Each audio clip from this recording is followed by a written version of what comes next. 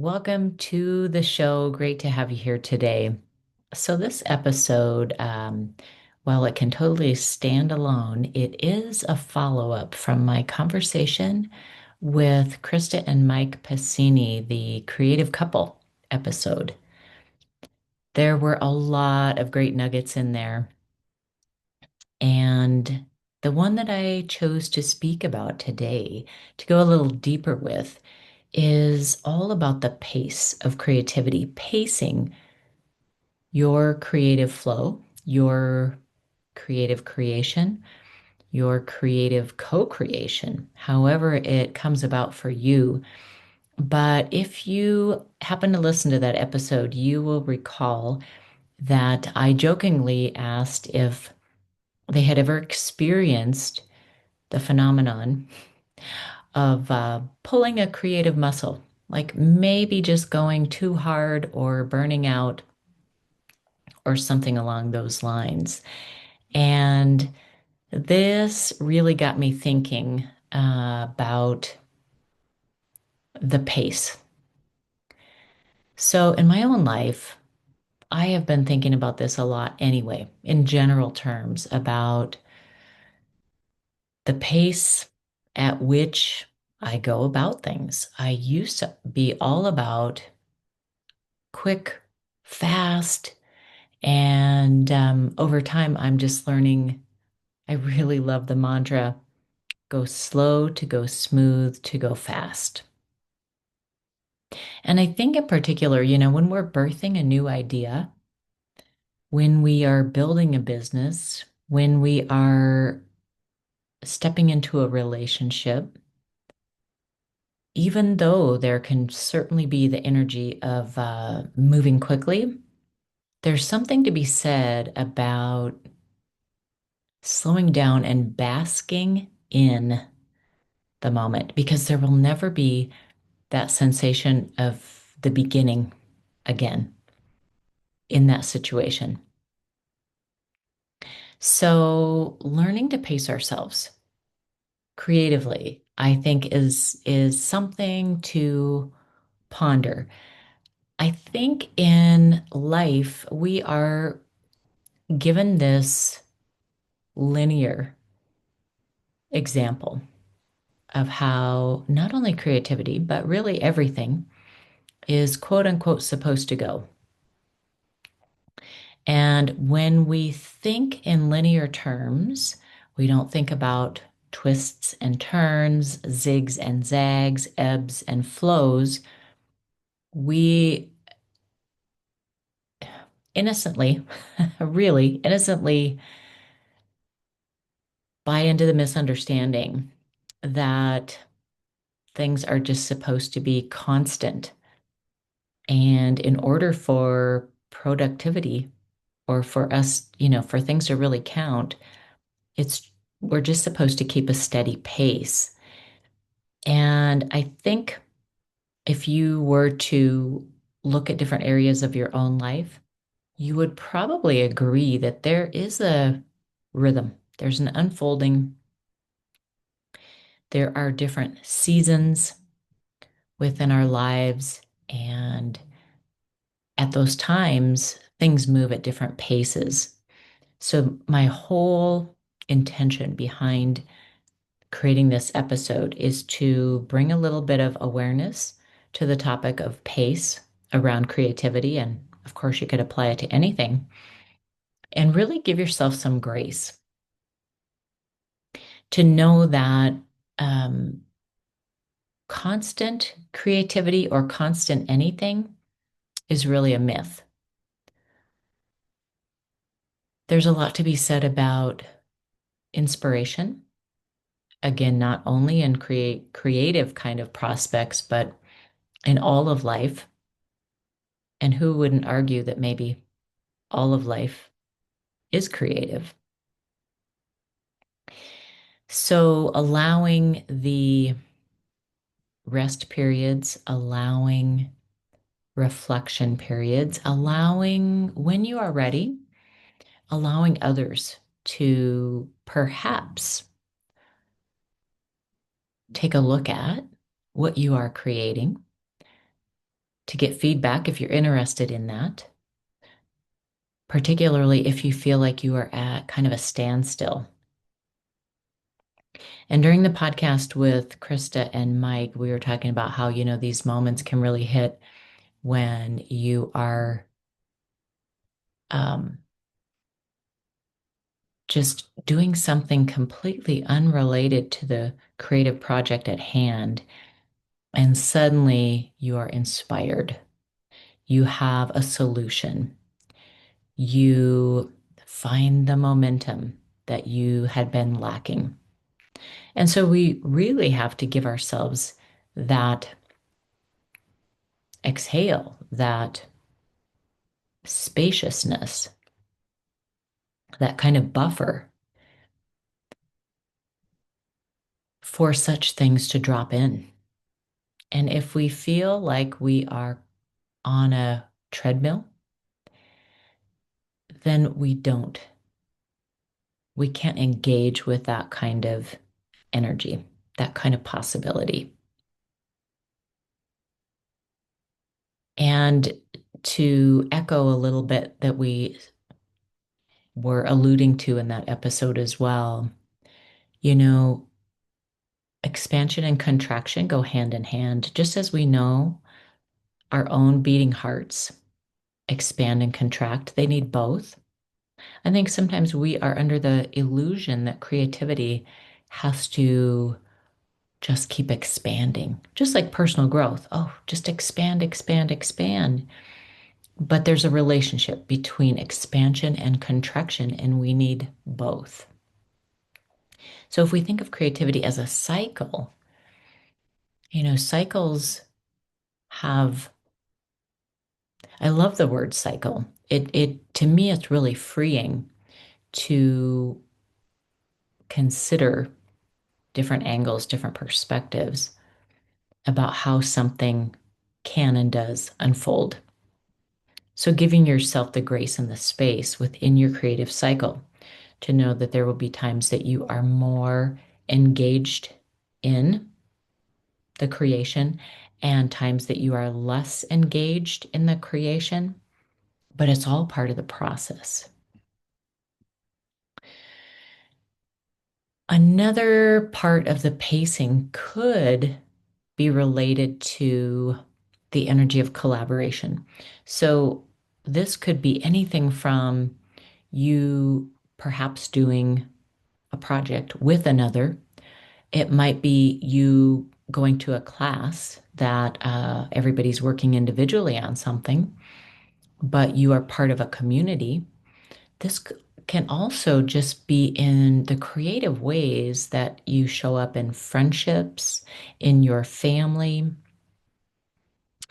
in your time in nature, whatever it is, in your hobby. And knowing that each can operate at a different tempo. It's so lovely.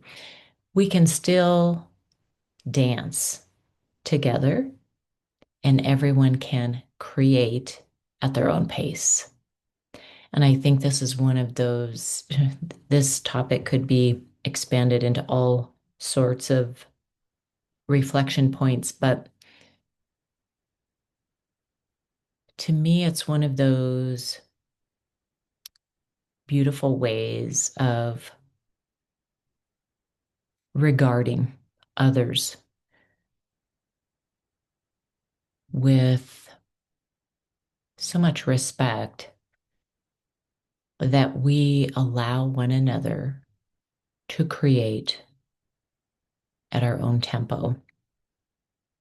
And just as you saw with Krista and Mike in their 25 years of working together, you can imagine how they have danced at different tempos within their creative worlds.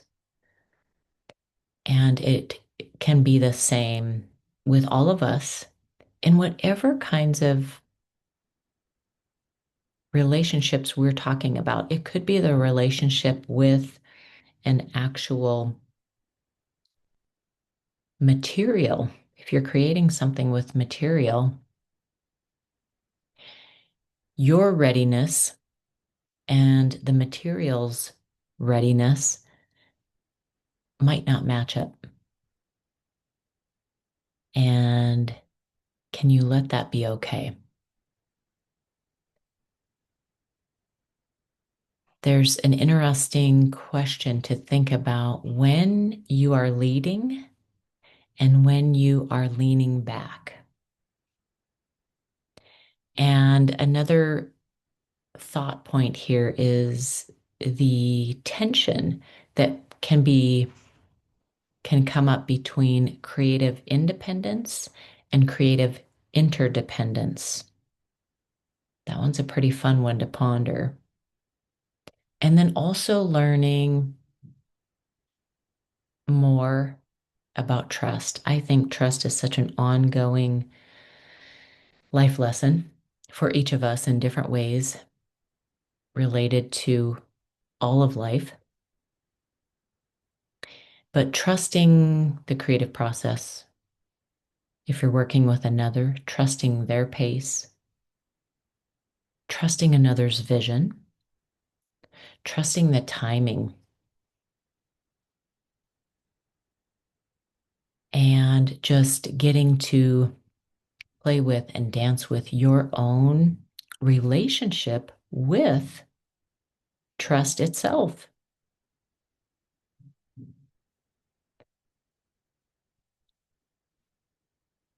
So, whether you are creating with another or creating on your own, we still get to co create within ourselves using our energy, our timing, our inspiration, tuning inward to that guidance, that intuition, and even knowing when to release something. Sometimes we can, this is probably a whole episode on its own, but I'm just going to drop in the thought briefly. Sometimes we can really hang on to something just because we started it, we think we have to finish it. And there can be projects, there can be creations that perhaps it was our job to start it, but maybe somebody else gets to finish it. Or perhaps we already learned what we were supposed to learn through the process, and therefore we can release it. This goes back to the idea of linear time, that there has to be a particular start point and a particular end point in order to make it count. And I would just invite you to question that.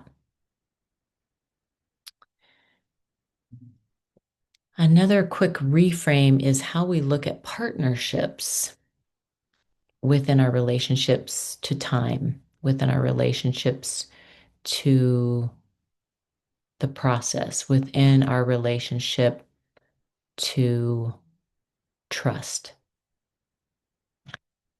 And trying not to so tightly control everything. A big part of creativity, in my mind, is learning to loosen the reins a bit. Creativity can be a practice field for us to, just as Mike spoke about in the interview, to have a different relationship with perfectionism, for example. And then also just giving yourself the space and the grace to really embrace what's going on seasonally. It can be seasonally outside of you. It can also be recognizing what season you are in your life, which will have a big impact on how you create.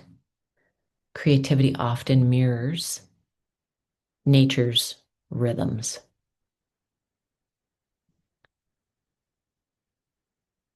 And then as I get ready to wrap up this podcast, I'd love to just give you a couple of prompts to take a moment of awareness. So, just taking a nice deep breath. And as you exhale, starting to think about one area of your life where you have been pushing, maybe forcing, trying to make something happen at a pace that you are finding resistance around. So, what would it feel like to release your grip, even a little, and start to trust the process? As a gentle reminder, I just want to say creativity doesn't thrive on pressure, it thrives on permission. Permission to be slower, softer, or simply still. So, as a final little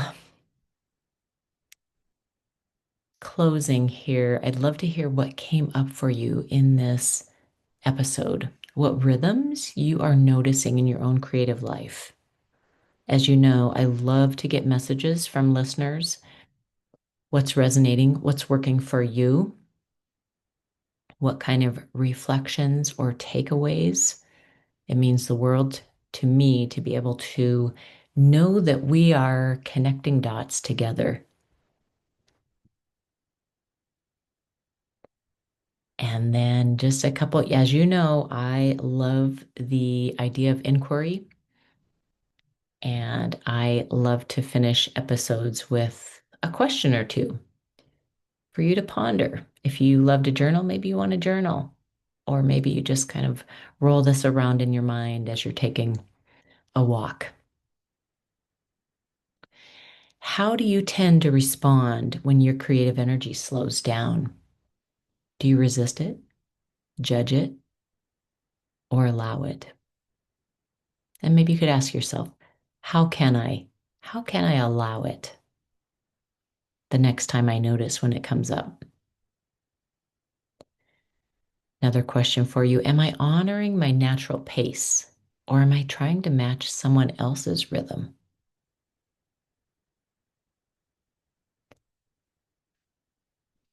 And finally, what would it mean for me to give myself permission to move at my own pace in creativity, work, or life in general?